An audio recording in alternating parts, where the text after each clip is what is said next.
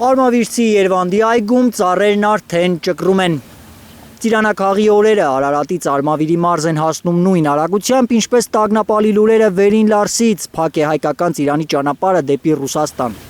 Գյուղացիներից շատերը տեսախցիկի առաջ խոսելու սիրտ չունեն, նույնիսկ ասում են մի քանի վայրկյանով տեսախցիկի առաջ կանգնելը գցում է իրենց ապրանքի գինը։ Արմավիրում նախորդ տարիներին 250-ից 300 դրամով են վաճառել ծիրանը։ Հիմա մարզի գյուղերում առավելագույն գնառաչարկը 200 դրամն է։ Նույնիսկ գնորդներ կան, որ 80 դրամ են առաջարկել մայիսյանցի այգեգործներին։ Մարդիկ մտահոգ են, որ տեղ են վաճառելու տոննաներով ծիրանը, բերքն այս տարի սպասվածից լավ է չգիտեն, ուրախանան թե տխրեն։ Շատերն են լսել, որ ավելի քան 2 շաբաթ է հայկական ծիրան արտահանող հատուկենտ բեռնատարներ են հատում Ռուսաստանի սահմանը։ Արտահանողների բողոքն առաջինը բարձրաձայնած պատգամավոր Գառնիկ Դանիելյանն ասում է, լավ լուրեր դեռ չկան, անցակետերում նույն իրավիճակն է։ Բազմաթիվ բեռնատարներ հետդարձի ճանապարհն են բռնել, որովհետև կան փաստաթղթային խնդիրներ, կան ասում են որակի հետ կապված խնդիրներ։ Պատգամավորի կարծիքով քաղաքական ենթատեքստ ունի լայն հնչեղություն ստացած այս խնդիրը։ Հայ արտահանողին ու գյուղացուն դիտմամբ են նեղեգծում, որ եթե հայ-թուրքական սահմանը բացվի, այգեգործներն ապրանքն իրացնեն Թուրքիայում եւ Հայաստանին պատուհասող տնտեսական աղետը գոնե սկզբում ցավոտ չթվա։ Սա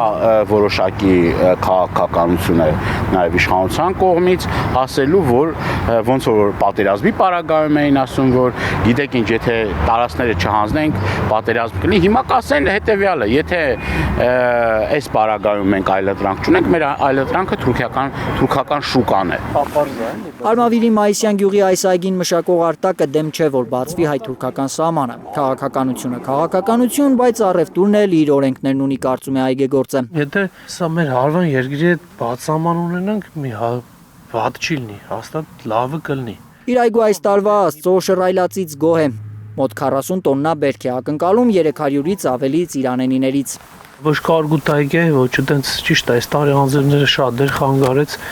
մի քիչ որակային խնդիր կա,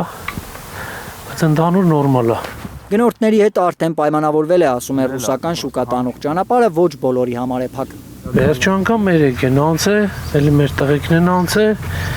ուրեմն 4 ավտոները մի հատ չի անց է, փաստաթղթային խնդիր կա, ասած փաստաթղթերը օրինականացնենք, որ անցնի։ Այն, որ հայ-ռուսական ապրանքաշրջանառությունը լավ օրի չէ, Մոսկվայում հասկանում են։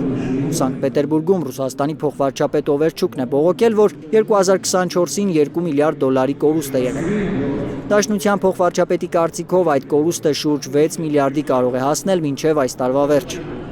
Ալբերտ Սերոբյան, Հենրիկ Համազասպյան, Հայլուր։ Հայաստանում ու աշխարհում տեղի ունեցող իրադարձությունների մասին առաջինն իմանալու համար բաժանորդագրվեք մեր ալիքին, սեղմեք զանգակը, որ բաց չթողնեք ամենահրատապը, կարևորն ու հետաքրքիրը։